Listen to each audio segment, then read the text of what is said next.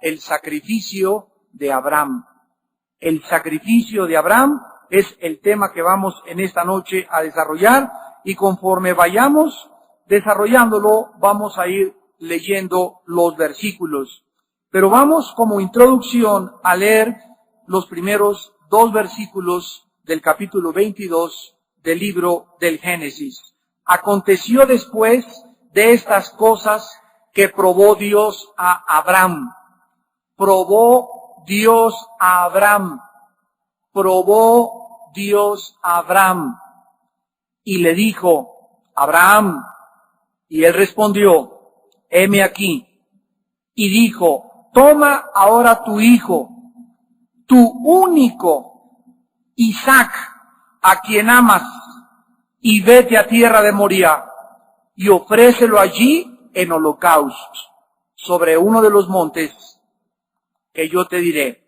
Este es uno de los pasajes más grandiosos de todas las Escrituras, porque en este pasaje se nos da un cuadro muy completo de lo que miles de años después Yeshua Mashiach, el Mesías, complementaría. Aquí se nos da como un vislumbre, como una ilustración de lo que miles de años después acontecería en el mismo monte Moría, donde en la tierra de Moría, en el monte Gólgota, donde murió Cristo. Vamos a verlo más tarde eso, que lo que representa Isaac era lo que Jesucristo cumplió. Cristo era el antitipo y Isaac era el tipo. Abraham es un tipo del Padre y vemos como un antitipo al mismo Dios. Esto nos muestra que la Biblia es inspirada por Dios, porque esta armonía de las Escrituras, de la obra de Cristo, escrita con miles de años de anticipación y retratada con detalles tan maravillosos como los vamos a ver, nos hablan de la creación y de la inspiración del Dios de Abraham, Isaac y Jacob. ¿Realmente Dios quería el sacrificio de Isaac? ¿La Biblia aprueba los sacrificios humanos? De ninguna manera. Pero sí se nos revela en este pasaje la necesidad de una víctima humana. Síganme con mucha atención. De una víctima humana para expiar el pecado. Porque si el ser humano pecó, como lo establece la palabra de Dios, tenía que ser un ser humano el que expiara el pecado en forma definitiva, y no los sacrificios de animales para que la justicia divina fuera satisfecha. El problema está en que como todos pecamos, Romanos 3:23, y todos fuimos alejados, cuando Adán fue echado fuera del huerto y un querubín con la espada encendida, reflejando y representando el juicio de Dios, le prohibió al ser humano regresar al árbol de la vida. La espada representaba la justicia, los querubines la santidad de Dios. La justicia divina y la santidad de Dios impiden que el ser humano regrese al árbol de la vida. El ser humano no podía cumplir con la justicia de Dios ni con la santidad de Dios, porque así como el pecado entró por Adán, y tú y yo estábamos representados en Adán, cuando Adán pecó, nosotros pecamos. Cuando Adán fue expulsado, toda la raza humana genéticamente estaba en Adán, fuimos expulsados con él. Así como en Adán todos fuimos echados fuera, tenía que venir el segundo Adán, como se le llama en Romanos 5 y 1 Corintios 15, al Hijo de Dios.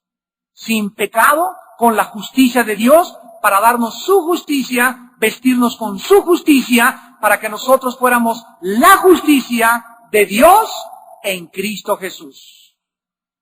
Ninguna persona que quiera acercarse a Dios con su justicia, con sus buenas obras, con sus buenos sacrificios, podrá jamás ser aceptado por Dios. Dios nos tenía que vestir, y el que no acepte la justicia de Dios, dice la palabra de Dios, que desecha el sacrificio de Jesucristo en la cruz del Calvario.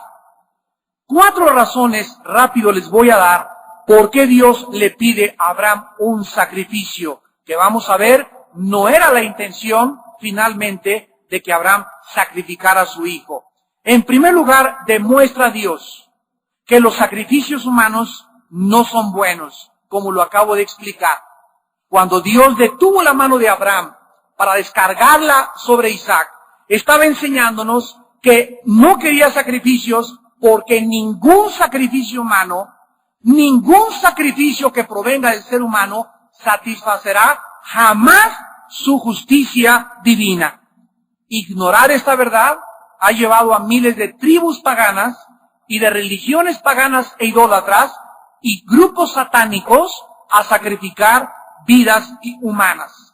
En México, para no ir tan lejos, tuvimos a los aztecas que le sacaban el corazón a la víctima y le ofrecían a los dioses. Los aucas del Ecuador, los caníbales en África, los jíbaros en Brasil, y así podríamos mencionar cantidad de tribus y de civilizaciones que tuvieron como costumbre los sacrificios humanos.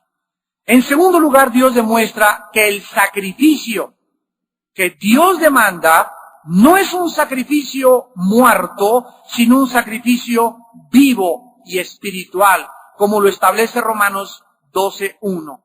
Presenten vuestros cuerpos en sacrificio vivo. Dios no quiere ya que te hagas cortadas, que te chicotees, que te cuelgues en una cruz, que te pongas nopales, que te vayas de rodillas, porque todos estos sacrificios, dice la Biblia, son abominación a Dios. ¿Por qué Dios no acepta que te acuestes 3 días en una cama de piedra? ¿Por qué Dios no aceptará que te crucifiques para aceptar que tú eres bueno o para ofrecerle algo de expiar? Porque Él ya ofreció y sacrificó a su Hijo Jesucristo. Entonces sería como si alguien me regala un Rolls Royce de oro, decir, bueno, ahora yo te compenso dándote un bochito.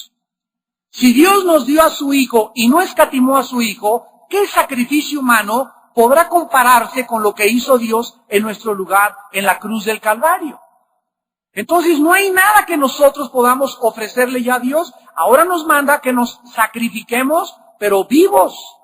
Que nuestro cuerpo, como dice 1 Corintios 9, 26 y 27, golpeemos nuestro cuerpo y pongamos nuestro cuerpo en servidumbre. Como dice Romanos 6, no reine pues el pecado en vuestros cuerpos, de manera que lo obedezcas en todas sus concupiscencias. Como dice la palabra de Dios en Gálatas capítulo 5, el que ha muerto ha resucitado con Cristo y ha crucificado su carne con sus pasiones y deseos. Estos sacrificios son los que Dios quiere que tú hagas, que cuando tu cuerpo te pida de comer le digas, no te doy. Cuando quieras sexo, no te doy. Sexo ilícito, desde luego, ¿verdad? No dentro del matrimonio. Cuando Dios te pida, cuando tu cuerpo te muestra un impulso de que quiero ver esa película de pornografía, pues no la voy a ver. Y quiero irme con una mujer casada, tampoco lo voy a hacer. Y eso se llama golpear el cuerpo, se llama ponerlo en sacrificio vivo. Eso sí le agrada a Dios. Pero no que te lastimes, ni que creas que derramando sangre lo vas a agradar. En tercer lugar, Dios nos enseña un tipo o un símbolo de lo que su Hijo haría en el Calvario. Vamos a ver, conforme vayamos desarrollando el tema, todas las similitudes entre este pasaje, el ofrecimiento de Isaac y el sacrificio de Cristo en la cruz del Calvario. Y en cuarto lugar, enseñarnos que Dios prueba a su pueblo. Dios prueba a su pueblo. Dios nos muestra hasta qué grado existen siervos y siervas suyas en la Biblia y en la historia que están dispuestos de sacrificar todo. No solamente su casa, su dinero, sus posesiones, sino inclusive, como en el caso de Abraham, al único hijo que le quedaba. Al único hijo que le quedaba, por causa de su obediencia y amor al nombre de Hashem, al nombre de Dios.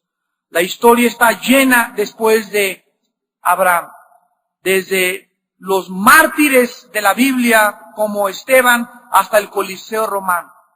Después llegamos hasta la Inquisición, donde millones de cristianos escogieron la muerte antes que negar a su Señor.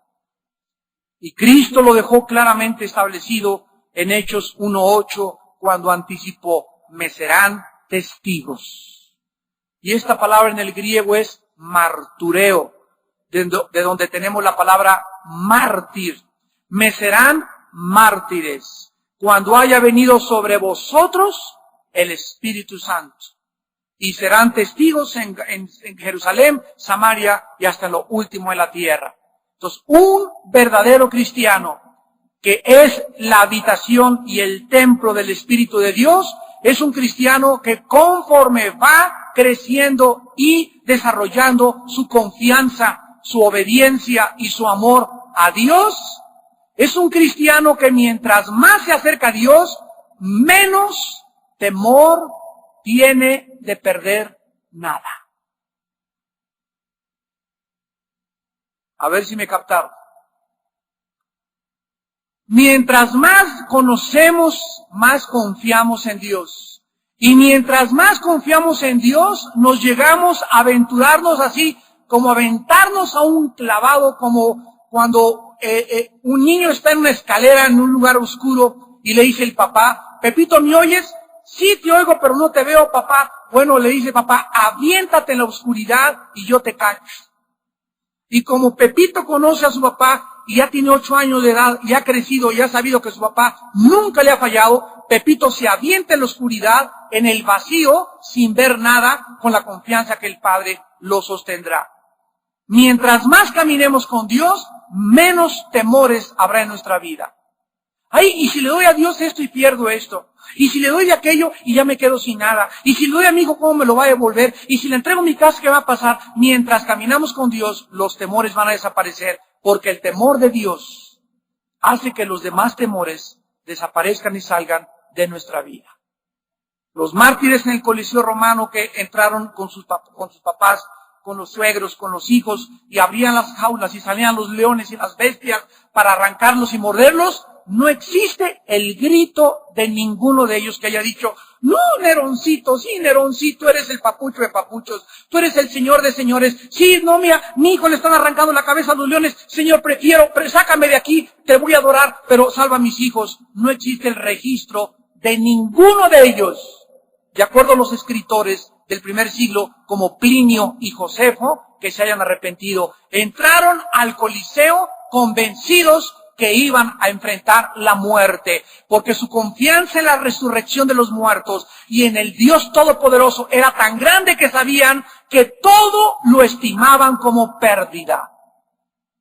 Que no había nada en esta vida que podamos decir, lo perdí por seguir a Dios. Lo que teníamos como estima es como basura por el conocimiento de aquel que nos amó en la cruz del Calvario.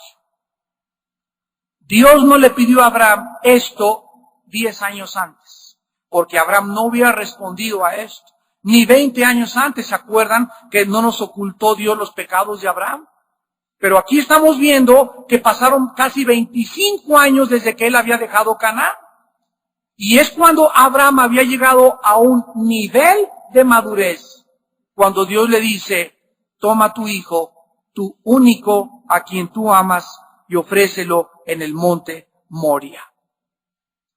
Esto es increíble porque vamos a tratar de analizar en el versículo 1 la palabra probar. La palabra probó en el hebreo es nasa, con S y H al final, nasa. Escuchen lo que significa. La palabra probar en el hebreo significa probar la calidad de alguien a través de la presión. Probar la calidad de alguien a través de la presión.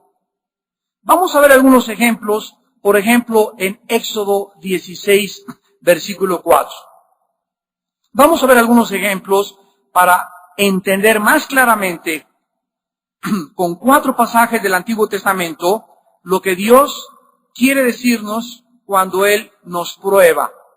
En Éxodo 16, 4, Jehová le dijo a Moisés, he aquí yo les haré llover pan del cielo, y el pueblo saldrá y recogerá diariamente la porción de un día. Escuchen con atención, para que yo lo pruebe.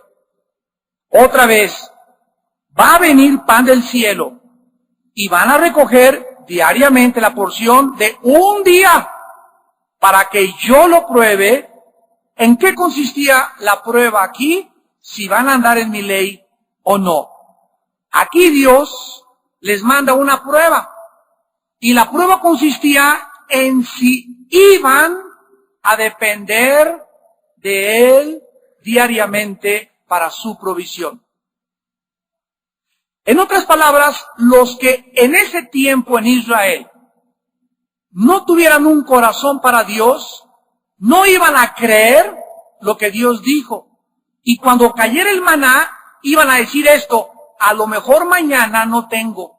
Y por si las flies, iban a llenar otra cubeta extra, o se iban a llevar sus doggy bags, ¿verdad? Sus bolsitas de plástico, y ahí le iban a echar, y iban a llegar a su campamento, a su tienda de campaña, y lo iban a guardar debajo del colchón, porque a lo mejor mañana no caería el maná. Entonces, todas aquellas personas que hicieron esto, reprobaron el examen. Porque no confiaron en que Dios era poderoso para alimentarlos todos los días. Cuando Jesucristo vino en Mateo 6, les dijo a los discípulos: miren las aves de los cielos, ninguna de ellas tiene cuenta en Bancomer. Ninguna de ellas tiene petrobonos, ni tiene inversiones a plazo fijo, no tienen absolutamente nada, ni tienen graneros, ni siquiera amontonan gusanitos para el otro día. Se acuesta la mamá periquita y la mamá pajarita, el papá pajarito, y los pajaritos se levantan y no está la mamá pajarita, y le dice al papá pájaro: ¿y ahora qué vamos a comer mañana? No trajiste gusanitos para mañana, nada de eso, ¿verdad? Los pajaritos se acuestan, llega el papá pájaro, la mamá pájara. Dios los diseñó de esa manera para ilustrarnos algo. Cuando Jesús dijo: así rezaréis, el pan nuestro de cada día, dánoslo.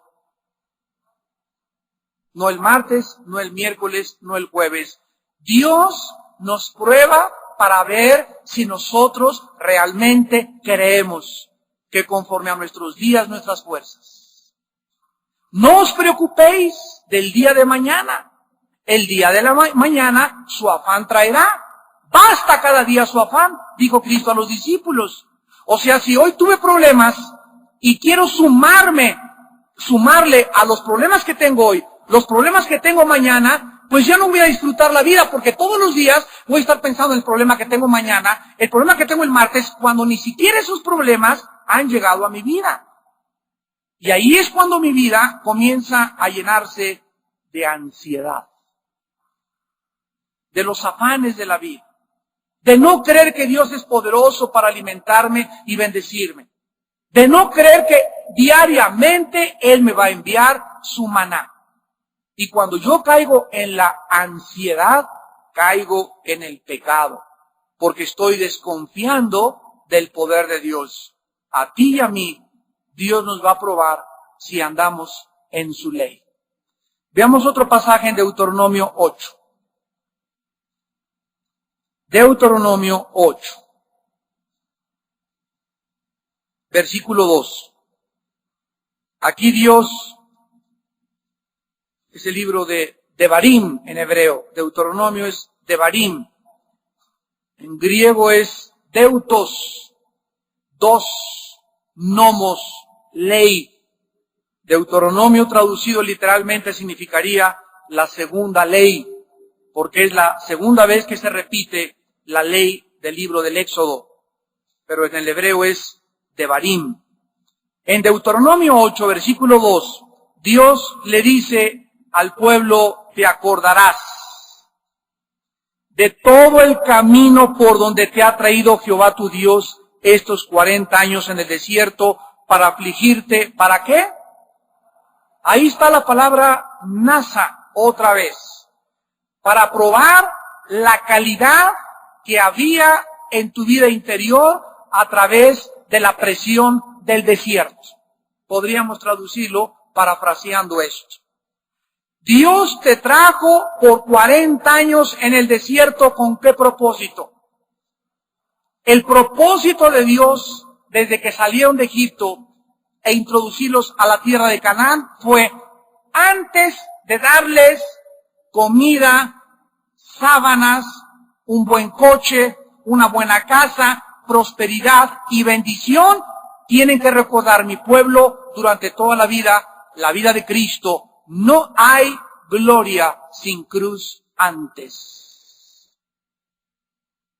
No hay sufrimiento, no hay victoria si no hay sufrimiento. No puede haber victoria si no hay guerra antes. Entonces nadie va a ser coronado de gloria y de honra sin antes haber pasado las pruebas. Dios los trajo en el desierto para probarlos, para saber lo que había en tu corazón. Si habías de guardar o no sus mandamientos.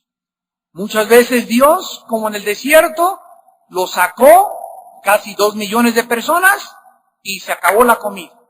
A ver, ¿qué van a hacer ahorita? A ver, ahorita está Dios interesadísimo en qué vas a hacer si acabas de perder tu trabajo. A ver qué va a hacer Pancho ahorita. Lo quiero ver. A ver, los ángeles nos están observando. Vamos a ver la casa de Pancho. Vamos a ver cómo llega a su casa. Vamos a ver si llega corajudo, si ya perdió los estribos, si se acuesta fumando, si ya va a volver a agarrar la botella. Vamos a ver qué hace bajo presión. Vamos a ver qué hace Paquito, ahorita que se le acaba de ir Paquita. Paquita le dijo que tenía a otro canchanchan y que ya no le gustaba. Vamos a observar qué hace Paquito bajo esta presión, bajo esta humillación, si van a tener celos, si la va a golpear, si va a decir así todas las mujeres. Vamos a ver cómo reacciona. Vamos a ver cómo reacciona Jorge ahorita que acaba de ser disciplinado y exhortado. Vamos a ver qué dice, vamos a ver qué murmura, vamos a ver cómo reacciona su corazón. Todas las cosas que atravesamos en la vida revelan lo que tenemos dentro. Y de acuerdo a la reacción, pasamos o no pasamos la prueba. Yo me encontré con un hermano el otro día, no me acuerdo de qué iglesia era. ¿Cómo estás? Le dije, hace mucho tiempo que no te veo. Me dice, sí, pues hubo esa iglesia, pero tú no sabes esa iglesia, tuvo una división, y yo era los líderes y no estas cosas. Y le digo, ¿y cómo te encuentras? Porque te veo medio amargadón. Me dice, pues sí, pues ¿qué quieres que haga? Le dije, José, en el Antiguo Testamento, no reaccionó como tú. José, sus hermanos, lo vendieron. Sus hermanos. Después, por ser fiel, allí iba a la caravana a Egipto y no iba, mis hermanos, él llegó a Egipto y gloria a Dios, y lo contrataron por el carácter que tenía. Dios no le cerró las puertas, le dio gracia, porque no se amargó en la caravana desde Israel hasta Egipto, y al llegar a Egipto le dieron trabajo. ¿Y qué crees? Después de que le dan trabajo por ser fiel, lo corren de su trabajo y además lo mandan al reclusorio Oriente. Por no meterse con la esposa del jefe de su trabajo. Y ahí en la cárcel, ay, para eso que soy fiel, y para eso soy cristiano, ya me va como en feria, puro sufrir y sufrir y sufrir. ¿Eso hizo José? Le pregunté a este hermano. No. Y después, ¿qué crees? Que pasó la prueba. ¿Qué hizo Dios? Lo sacó de la cárcel como primer ministro de Industria y Comercio del imperio más grande de esos tiempos. Porque pasó la prueba de la amargura. Yo les decía, cuando tuvimos aquí de misiones proféticas a los líderes, el líder que pasa la prueba de la amargura está en Canaán. La prueba más difícil de pasar.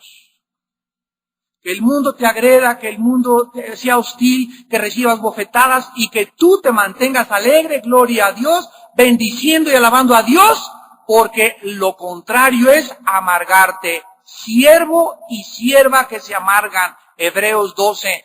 Cuídense de ellos. Mirad que no brote alguna raíz de amargura, que dejen de alcanzar la gracia de Dios. La amargura te bloquea la gracia de Dios, el favor de Dios, y los amargados se juntan entre ellos y hacen bolita entre ellos, porque lo semejante atrae a lo semejante. Por eso nos manda la Biblia, fíjense, abran los ojos y retírate de esas personas, porque dice Hebreos 12, contaminan, te contagian. Una madre amargada contagia y amarga a sus hijos. Un padre amargado amarga a su esposa y a toda su casa. Una mujer amargada amarga a su esposo a la larga, y al ratito ya pide esquina el pobre marido. En un club de fútbol, imagínense ahora que llegó Aguirre, que empató con Paraguay, México, y que le ganó a Brasil, etcétera, etcétera. Le preguntaron anoche a Aguirre, oiga, bueno, ¿usted qué técnica tiene psicológica? Y dice, me fijo que no entre en ninguno de nosotros un jugador amargado o desanimado, porque me contagia a todos. Y ahorita lo estoy rolando a todos, todavía no puedo decir cuál es la selección mexicana perfecta, pero les puedo decir que si hay algún jugador que esté desanimado y amargado, estoy tratando de fijarme para sacarlo del equipo, porque me contagia a todos los demás. Eso sucede en el fútbol, cuánto más nos sucederá en la vida cristiana. En Jueces, vayamos a Jueces ahora, capítulo 2, después de Deuteronomio, sigue Josué y después Jueces. 2 libros después de Deuteronomio, no te vayas hasta Apocalipsis. Jueces 2, versículo 20 al 23. Me tengo que detener en esto para darles una exposición a ustedes para que entiendan por qué Dios probó a Abraham y entiendan el pasaje, aunque no lo acabemos en esta noche. Dicen en Jueces 2, 20 y 23. Miren cuántas pruebas. En Éxodo, el maná. En Deuteronomio, el desierto explica qué fue lo que pasó. Y aquí en Jueces 2, 20 al 23, y la ira de Jehová se encendió contra Israel y dijo, por cuanto este pueblo traspasa mi pacto que ordené a sus padres y no obedece a mi voz, tampoco yo volveré más a arrojar de delante de ellos a ninguna de las naciones que dejó Josué cuando murió. Vamos a detenernos. La rebelión de Israel hizo que cuando ellos entraran a Canaán, las naciones enemigas no pudieran los israelitas derrotarlos. La rebelión de nuestro corazón, la amargura de nuestro corazón va a impedir que Dios me defienda de mis enemigos. Por su rebelión, Dios ya no entregó a las naciones cananitas que le entregó a Josué en el libro anterior. Josué conquistó casi todo Canaán y nos encontramos en el libro de los Jueces con las tribus que quedaron, que no pudieron derrotar a los cananitas por su rebelión. Versículo 22. En el versículo 22 dice Dios, qué interesante, que estas naciones enemigas de Israel las usó para probar con ellas a Israel si procurarían o no seguir el camino de Jehová, andando en él como lo siguieron sus padres. Aquí vemos que cuando muere Josué, repito, quedaron naciones enemigas vivas. O sea, Josué no acabó de conquistar la tierra de Canaán. Y estas naciones vivas, enemigas del pueblo de Dios, que quedaron, Dios las dejó a propósito. No permitió que Josué las acabara, porque iban a servir a la generación que seguía de Josué para probarlos si seguirían o no seguirían a Dios. ¿Cuál es el principio para nosotros? Hay muchos enemigos en tu vida que tú tienes y que yo tengo y que nos preguntamos, ¿por qué Dios no ha acabado? ¿Por qué no me ha quitado a mi suegra todavía de enemiga? ¿Por qué no ha acabado con este cuñadito? ¿Por qué este jefe en mi trabajo tiene 5 años? ¿Por qué mi marido que me hizo hace 8 años me sigue persiguiendo? ¿Por qué tenemos gente que murmura de nosotros, que nos calumnia, que nos persigue? ¿Y por qué Dios no ha hecho nada con ellos? En esta noche tenemos luz de Dios y Dios nos contesta, porque te sigo probando a través de lo que dicen de ti. Quiero seguir viendo hasta dónde llegas en tu perdón a ellos. Muchos de ustedes, Dios les contesta en esta noche porque has sido rebelde y tienes un año que eres un cristiano apático, eres un cristiano mediocre, eres un cristiano carnal, y voy no solamente a permitir los enemigos, sino que voy a levantarte más enemigos en tu vida. ¿Por qué? Por cuanto fuiste rebelde a mi voz. Y a otros para probar lo que hay en tu corazón, la prueba del rencor. Y finalmente vayamos a Segunda de Crónicas, capítulo 32. El segundo libro de Crónicas, capítulo 32, versículo 31. Ojalá que con todos estos pasajes tengan ustedes una idea más amplia. Lo que la Biblia dice, Dios prueba el corazón humano. Nos prueba cada día, cada semana, cada mes, cada año, son diferentes pruebas. Muchos de ustedes ya tienen como 10 reprobadas desde hace 2 años y no han pasado hace un año una sola prueba. Muchos de ustedes, quiera Dios que no sean muchos, también los que nos ven allá por televisión. Y muchos de ustedes ahí se van a quedar. Cuando una persona no pasa una prueba, Dios no es como el maestro que le das una botellita para que te pase. Dios no lo compra. Dios dice, si no pasas el examen, ni siquiera te voy a pedir trabajos extras ni tareas extras. Si no pasas el examen, escucha esto, dice Dios, ahí te quedas hasta que lo pases. Los judíos se quedaron 40 años en primero de primaria. 40 años.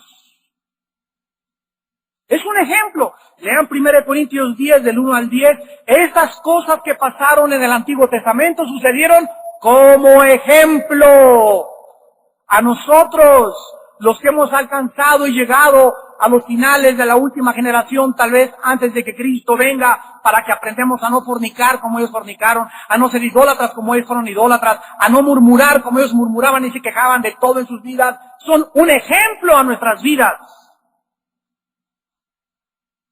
Y tenemos que entender eso, que si tú no pasas la prueba, ahí te quedas 10, 20, 30, a lo mejor yo le decía a mi esposo hoy en la tarde, y esto es una realidad, ¿verdad? Hay muchos hermanos y hermanas que tú ves y que tienen ese tipo, ¿no?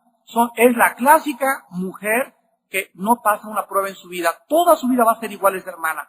Toda su vida va a ser igual ese hermano. Vas a verlos dentro de 20 años y van a ser exactamente iguales. Están pasando las mismas pruebas, se están quejando de lo mismo, no han crecido una pulgada en la vida espiritual. ¿Cuántos de ustedes están pasando las pruebas de Dios? Dice en Segunda de Crónicas 32, 31, mas en lo referente a los mensajeros de los príncipes de Babilonia, que enviaron a él para saber del prodigio que había acontecido en el país, Dios lo dejó para probarle, para hacer conocer todo lo que estaba en su corazón. Permítanme explicarles lo que está pasando aquí. Aquí tenemos al rey Ezequías, un rey que iba muy bien, muy bien, muy bien, muy bien, muy bien. Y resulta que Dios, para que lo pudiera aprobar como un rey, ya como un líder calificado, miren todo lo que un líder tiene que pasar, tenía que pasar una prueba que se llama, qué chistoso y qué insignificante parece a nuestra percepción, la prueba de la discreción. La prueba de que no era chismoso, para poder hablar en nuestro idioma.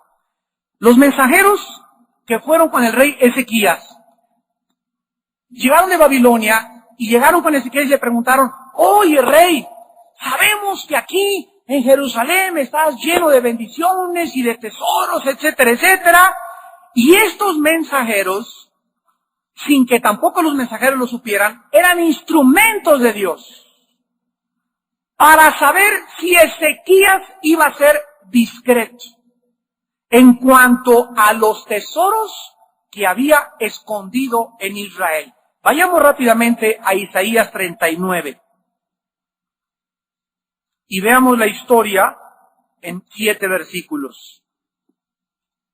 Isaías capítulo 39, del 1 al 7. Miren ustedes la explicación por el profeta Isaías de lo que sucedió con el rey Ezequías en el segundo libro de las Crónicas. En aquel tiempo, Merodach Baladán, hijo de Baladán, rey de Babilonia, envió cartas y presentes a Ezequías, porque supo que había estado enfermo y que había convalecido. Y se regocijó con ellos Ezequías y les mostró la casa de su tesoro, plata y oro, especias, ungüentos preciosos, toda su casa de armas. En otras palabras, Ezequías, todos los mensajeros que mandó este rey de Babilonia, los metió a su palacio y les abrió lo que no debió haberles enseñado ni mostrado. Reveló secretos de Estado, no permitido para un líder ni para un estadista. Le abrió todos los secretos. Y en aquel tiempo no había espías, Y dice el versículo 3, entonces el profeta Isaías vino al rey Ezequías y le dijo, ¿qué dicen estos hombres y de dónde han venido a ti? Y Ezequías respondió, de tierra muy lejana han venido a mí de Babilonia. Vean ustedes el profeta de parte de Dios. Dijo entonces, ¿qué han visto en tu casa? Y dijo Ezequías, todo lo que hay en mi casa han visto, y ninguna cosa hay en mis tesoros que no les haya mostrado. Entonces dijo Isaías a Ezequías, oye palabra de Jehová de los ejércitos. He aquí vienen días en que será llevado a Babilonia todo lo que hay en tu casa, y lo que tus padres han atesorado hasta hoy, ninguna cosa quedará, dice Jehová. De tus hijos que saldrán de ti y que habrás engendrado, tomarán y serán eunucos en el palacio del rey de Babilonia.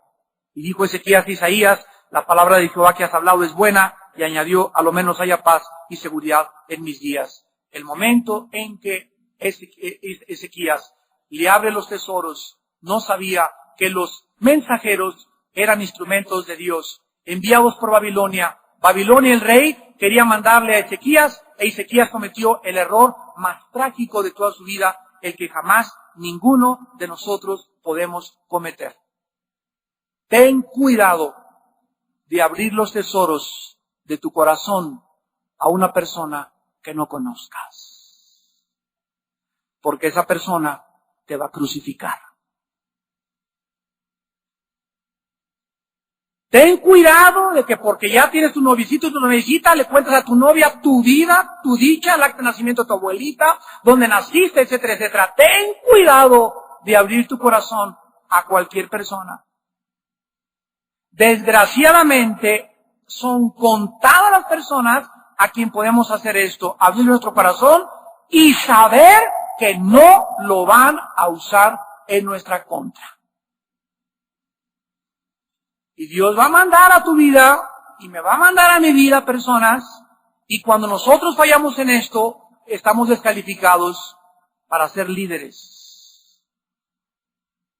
¿Por qué? Porque hay cosas que Dios quiere que nosotros guardemos, como cuando el ángel se le apareció a María, 2 veces se dice, y María guardaba todas estas cosas en su corazón. Y cuando oyó la profecía, y María guardaba estas cosas en su corazón. En lugar de, ay, ¿qué crees, manita? Se me apareció un ángel y tuve una visión y Dios, el arcángel de ayer, y vi a Juan Diego anoche a la 1 de la mañana.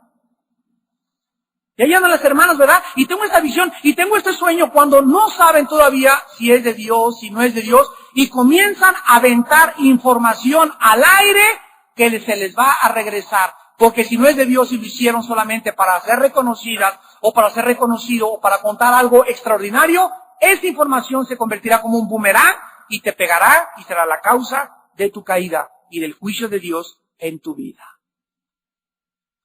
¿Cuántas formas tiene Dios de juzgarnos, verdad? Y de probarnos. Y una de las cosas más importantes en la vida cristiana es ser discretos. Ahí se junta en una reunión de oración y llega la hermana, Padre Santísimo que estás en el cielo. Este planchazo que me dio mi esposo anoche, y a todas las hermanas se enteraron que el esposo le dio un planchazo anoche al hermano. Y hay hermanos que así oran, ¿verdad? Pasan a orar y Padre Santo, y te pido por fulano de tal, porque es borracho, parrandero y jugador. Y toda la iglesia ya se enteró de una indiscreción de tu corazón por tu falta de sabiduría en no saber orar, guiada por el Espíritu Santo. Regresamos a Génesis. A ver cuánto tiempo tenemos. Tenemos como 20 minutos todavía. Dios probó la calidad del corazón de Abraham bajo presión.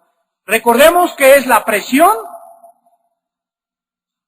la que hace, manifiesta nuestra vida y actitud hacia Dios.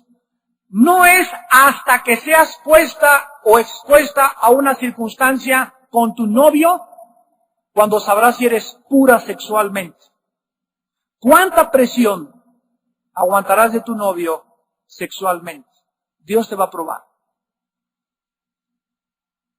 ¿Cuánto respetas a tu novia?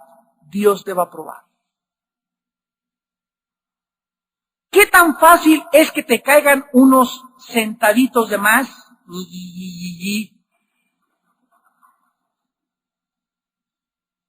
Para que en el momento que te caigan, inmediatamente, ¿verdad? Vénganos a tu reino. Te olvidas de Dios y no sabes que ese dinero extra, ese negocio extra, esos socios extras, esa prosperidad que Dios te permitió, era una prueba.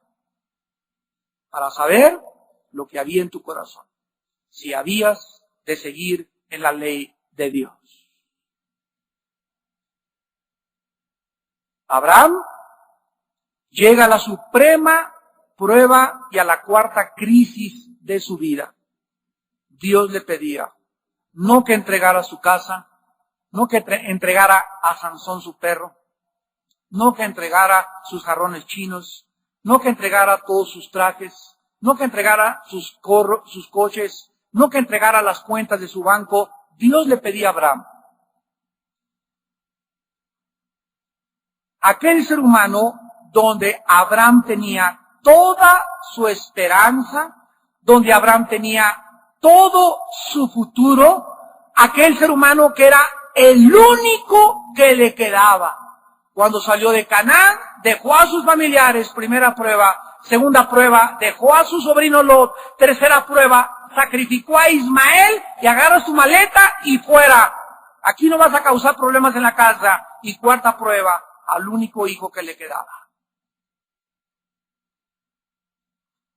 La prueba suprema de su vida. Dios le pedía que entregara a Isaac, aun cuando Abraham no comprendía el plan de Dios. Vamos a ver en el desarrollo de todo el estudio que Abraham no parpadeó. Abraham no dudó, Abraham no discutió. Cuando le dijo Dios, agarra a tu hijo y llévalo y entrégalo en holocausto, no oímos que haya dicho Abraham, ¿qué dijiste? Dios le hubiera contestado que estás sordo. Señor, ¿entendí bien? ¿No sabes que yo soy Dios? Yo hablo claro. Le hubiera contestado Dios.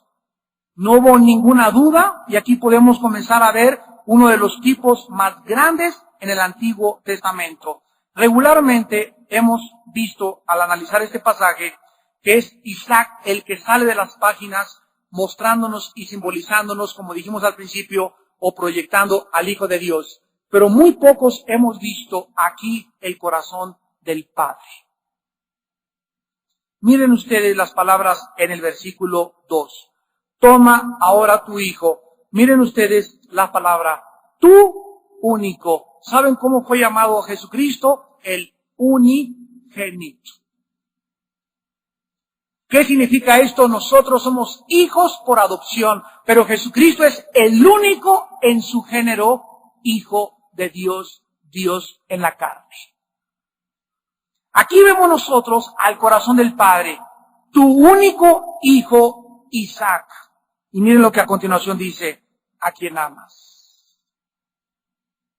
Y si leemos Romanos 8:32 en adelante, la Biblia dice, al que no escatimó a su único hijo. Abraham le fue perdonado al final de entregar a su hijo, pero Dios, el Padre, no lo perdonó. En la cruz del Calvario, el Hijo de Dios, el Padre con el fuego, la leña, la madera y el cuchillo, que es su justicia, el Padre en la cruz descargó sobre su Hijo su ira, castigó a su Hijo en tu lugar y en mi lugar. Él, miles de años después, no perdonó a su Hijo Jesucristo. Si te parece espantoso esto, comencemos a adentrarnos en el corazón de Dios. Abraham demostraba aquí que estaba en una actitud en la vida de amar a Dios sobre todas las cosas. Miren ustedes, hermanos, lo que representa este sacrificio y esta prueba de Abraham. Cuando Dios me dice, Mateo 22:37 en adelante, ámame con todo tu corazón y con todas tus fuerzas, vamos a entender la sabiduría de Dios. Me está diciendo que Dios, mira, esa es tu mamá, tu hijo, tu perro, tu gato, tu casa, tu cuñado, no sé quién sea el objeto más grande de tu amor y tu posesión más preciada en la vida.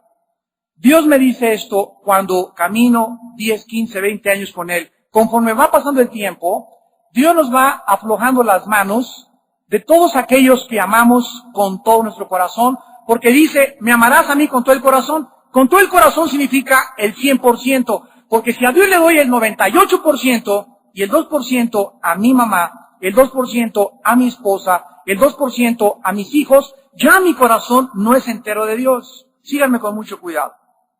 Ya no es 100% a Dios, y Él me pide 100%, me dice que con todo mi corazón y con toda mi mente. Ahora bien, ¿por qué me pide Dios esto? ¿Qué acaso me está pidiendo Dios que me despegue de las cosas y que no ame a mi esposa y que no tenga amor por mis hijos? No me está diciendo esto. Me está diciendo lo siguiente. Me está diciendo, mira, vamos a poner que es tu esposa. Si tú amas a tu esposa y te aferras a ella y estás agarrado a tu esposa y tu esposa es lo único, y si se muere tu esposa, ¿estás seguro que te morirías tú de tanto que la amas? Dice el Señor, vas a sufrir cuando se muera. Porque si es tu esposa se va a morir, si es tu perro se va a morir, tu casa algún día se va a echar a perder, tus hijos se van a partir. No hay nada en la vida a la cual nos aferremos que no sea temporal, que no sea sujeto a corrupción, que no sea solamente algo que va a durar como un peregrinar. Pero si yo amo a Dios con todo mi corazón y poco a poco le voy dando más mis afectos y más mis sentimientos y más mi dinero y confío más y confío más y confío más a Dios, cuando se muera mi esposa, voy a llorar porque la amo. Dios me dice que ame a mi esposa como Cristo amó a la iglesia. No me está diciendo que no la ame, pero que no la ame más que Él. Dios quiere que ames a tu hijo, pero que no lo ames más que Él. ¿Por qué no podemos amarlo más que Él? ¿Será un Dios egoísta, un Dios ególatra, un Dios celoso? De ninguna manera. Sea el hombre mentiroso, sea Dios veraz. Dios es perfecto en sus atributos, es sabio, misericordioso y santo en todas sus manifestaciones. Lo que Dios nos está diciendo sabiamente es que si el momento que se muere tu esposa, tu hijo, tú le amas a Él con todo tu corazón, el momento que pierdas a un ser querido, le sigues teniendo a Él para fortalecerte y seguir viviendo para los demás.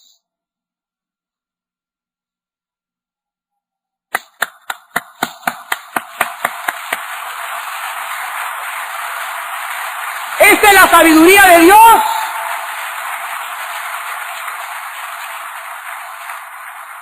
Muchos de ustedes no lo entendieron, la semana que entra lo vas a entender. Cuando veas el cassette tal vez. Aquí está, ¿ves? O sea, no hay nada que Dios nos pida que no haya sabiduría detrás. Dios no nos pide nada a ciegas. Él nos ha dado un entendimiento y una lógica para que en el ámbito y en la dimensión espiritual comprendamos lo que Él nos está diciendo. Y cuando lo comprendemos como ahorita, por eso comencé a aplaudir, es cuando decimos prorrumpimos una alabanza, gloria a Dios, ya lo entendí. Y cuando ya lo entiendes, te gozas. Y le adoras y confías más porque entendiste, porque te pide lo que te pide. Y es cuando el gozo, y hasta cuando nos da ganas de brincar y de bailar, porque nos haya invadido el espíritu de felicidad, de saber que servimos a un Dios maravilloso y sabio. Por eso es bueno también, ¿verdad?, reaccionar cuando tienes alguna luz y gritar, ¡Eureka! Como decían los griegos, lo he encontrado. Entonces Dios no quiere que nos aferremos a nada porque todo es temporal, todo es transitorio en esta vida. Y cuando Dios le dijo a Abraham, dame a tu hijo, Abraham no estaba así con tu hijo. Cuídate que llegue la prueba a tu vida y te diga Dios, dame eso y tú tengas eso así. Porque sabes una cosa, cuando Dios te dice dame esto es porque te está haciendo daño y si tú te aferras a esas cosas, Dios te lo va a tener que quitar. Y entonces va a pasar esto así.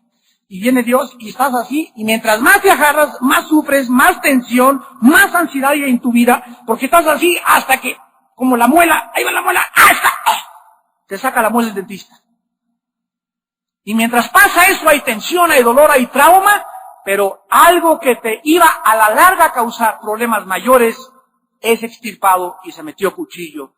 Dios nunca nos quita nada sin darnos algo mejor. Apunta eso. Dios nunca nos va a quitar nada sin darnos algo mejor.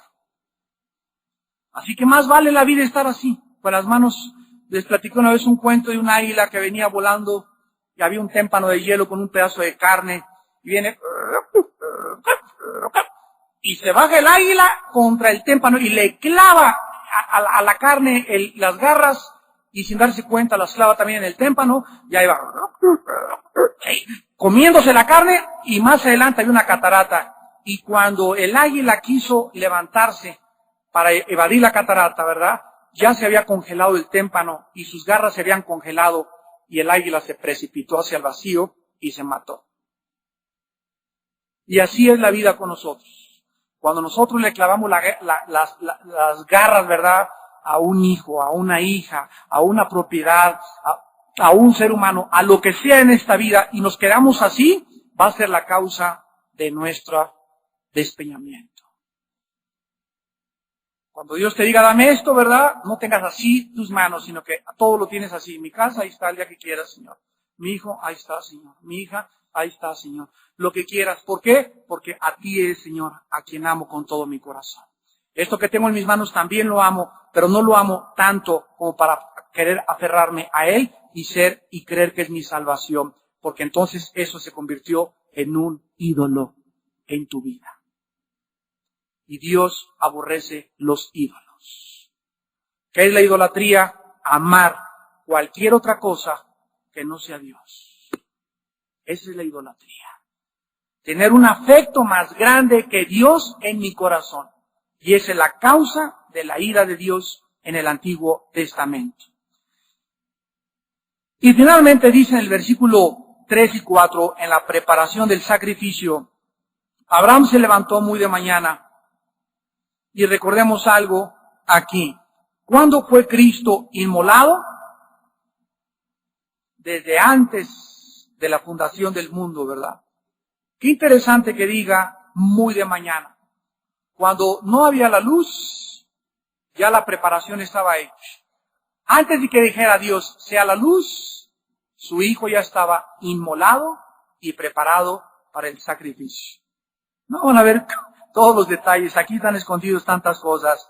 En segundo lugar, enalbardó su asno y tomó consigo 2 siervos suyos. Recuerden estos 2 sirvientes que tienen un papel que jugar en la profecía bíblica. Tomó consigo 2 siervos suyos y a Isaac su hijo. La pregunta es, ¿para qué tomó esos 2 siervos? Le dijo Dios, ve con tu hijo, ¿verdad? Él hubiera agarrado el burro, pero agarró 2 sirvientes a Abraham y se los llevó con él, a su hijo.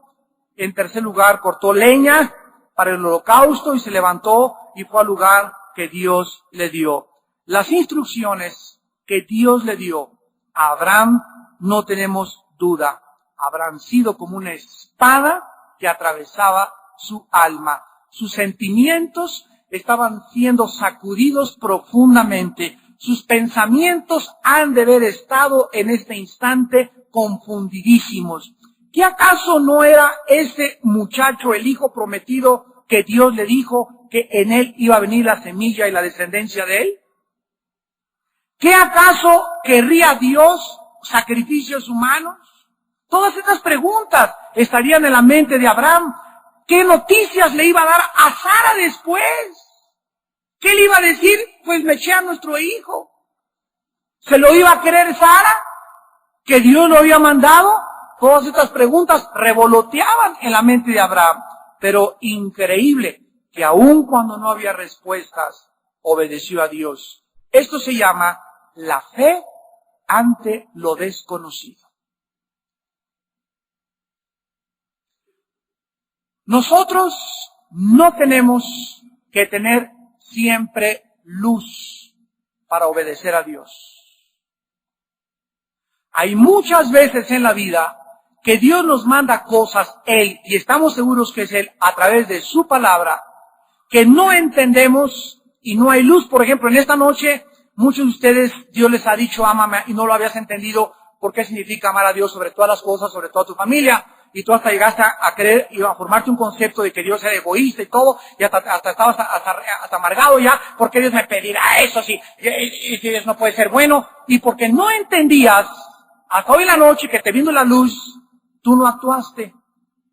Porque hay muchos que no actúan si no tienen luz, y esto no es fe. La fe ante lo desconocido nos hace actuar. Y aunque no tengo una respuesta en este momento, enfrente, por ejemplo, Dios me dice, no salgas con una muchacha que no sea cristiana, pero está muy bonita Rosita, y tiene muy bonita sonrisa, y su papá tiene billetes y me puede ayudar, y además no hay una chava como que me puede encontrar, y tú comienzas a racionalizar todo esto, y te olvidas de la fe. De que Dios dice, no te vayas con la pinta, te voy a mandar chavas que te van a mover el tapete. Te voy a mandar chavos que te van a mover el tapete. Es una prueba tu vida. A ver qué vas a hacer si te vas a ir con la pinta. Es una prueba tu vida, tu corazón. No ames el mundo ni las cosas que se ven con el mundo. No sigas los deseos de la carne. No te vayas con la pinta. No te vayas por la atracción de los deseos. Créeme, dice el Señor. Confía en mí y vivirás. Esta es la fe que aunque no veamos, el justo por la fe vivirá, no por vista. ¿Cuántas veces Dios nos ha mandado a hacer cosas con los ejemplos que les he puesto? Y muchos de ustedes, si no ven, no es que yo tengo aquí diezmando y no he visto que prospere. Si no ves, si no hay resultados, dejas de obedecer a Dios, y es que era una prueba para ver si seguías haciendo lo que Dios te mandaba, si habías de seguir en su ley o solamente por conveniencia de lo que Dios te iba a dar. Dios prueba el corazón. Dios prueba el corazón. Cortó leña y se levantó y fue al lugar que Dios le dio. Recordamos que este viaje duró 3 días. 3 días. Y durante 3 días Abraham tuvo tiempo de echarse para atrás. 3 días levantarse y seguir caminando y platicar con su hijo Isaac y saber que eran los últimos 3 días de su vida. ¡Qué angustia y qué sufrimiento para un padre! Saber que tienes 3 días y 3 días que pasar con tu hijo y son los últimos 3 días que vas a pasar. Y que tú puedes, dentro de tus posibilidades, decirle no a Dios y quedarte mejor sin sufrir y perder tu hijo. Aquí encontramos, otra vez repito, un tipo del padre apartando a su hijo para el sacrificio. Así como Dios le dijo a Abraham, aparta a tu hijo con 3 días de anticipación, en Éxodo 12:3 se apartaba el cordero 4 días para que al tercer día fuera sacrificado. increíbles tipos en la palabra de Dios. Isaac es tomado 3 días antes, igual que el cordero de Éxodo 12 que vendría después de la Pascua, para ser apartado por el sacrificio. Esto nos enseña que el sacrificio de Cristo fue planeado. Como dice Hechos 2:23, de acuerdo al determinado consejo y anticipado conocimiento de Dios. Herodes, Poncio Pilato y los gentiles de Israel se unieron para hacer cuantas cosas la mano de Dios había determinado que sucediera. Hechos 4:28. Cristo fue el Cordero inmolado desde antes de la fundación del mundo. Primera de Pedro 1:20. Esta es la razón por la cual Abraham se levantó muy de mañana. Ahora, es interesante que estos 2 siervos que Abraham toma le acompañan y vean ustedes que cortan leña para el holocausto y se levanta. Cuando Jesucristo comenzó a cargar la leña, el madero, iban con él 2 testigos, 2 ladrones. Y cuando le siguieron, ¿verdad?, hasta el monte Calvario, ahí los 3 fueron crucificados. Sin embargo, estos 2 testigos, dice Deuteronomio 19:15, que el número 2 en la Biblia significa número de testigos. Ante 2 testigos constará todo hecho y toda evidencia. Deuteronomio 19:15. Y estos 2 siervos que Abraham llevaba estaban tipificando a los 2 ladrones, a los 2 testigos que estuvieron junto a Cristo. Pero escuchen esto. Estos 2 siervos que llevó Abraham, dice la Biblia, en el versículo 5, le dijo Abraham a sus siervos: espérenme aquí con el asno, y yo y el muchacho iremos hacia allá, y adoraremos, y volveremos a vosotros. Estos siervos se quedaron al pie de la montaña, pero lo que sucedió en el monte Moriah, entre el padre Abraham y el hijo Isaac, los siervos no supieron, ni lo entendieron, ni se les reveló. Lo que pasó en la cruz del Calvario, entre el padre y el hijo, nadie lo supo, ni los 2 ladrones junto a la cruz. Fue un secreto que nos fue velado y vetado a todos los seres humanos. Y esto nos muestra, ¿verdad?, que así como Isaac cargó en sus hombros la madera, lo que sucedió después entre él y el Padre no les fue permitido ver.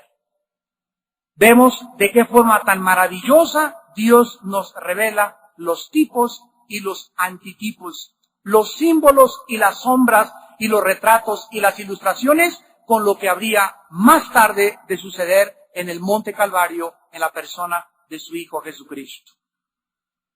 Yo les decía hace unos momentos que Dios muchas veces no nos va a permitir ver por qué pasó esto, y por qué pasó esto, por qué perdí mi casa, por qué, y no hay respuestas. Sin embargo, en la cruz del Calvario, Dios nos corre el velo y nos muestra que el hecho más vergonzoso